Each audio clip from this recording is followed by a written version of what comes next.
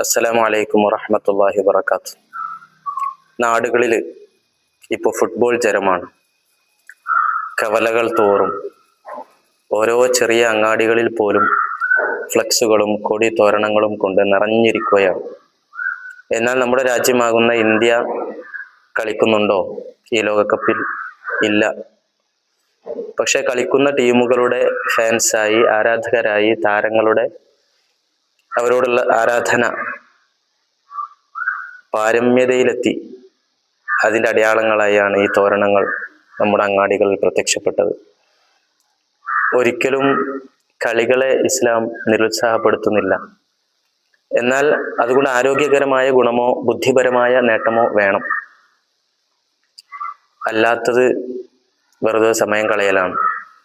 ആരോഗ്യത്തെക്കുറിച്ചും സമയത്തെക്കുറിച്ചും അള്ളാഹു ചോദ്യം ചെയ്യും എന്ന ബോധം ഒരു മുസ്ലിമിനെ സംബന്ധിച്ചിടത്തോളം വേണം.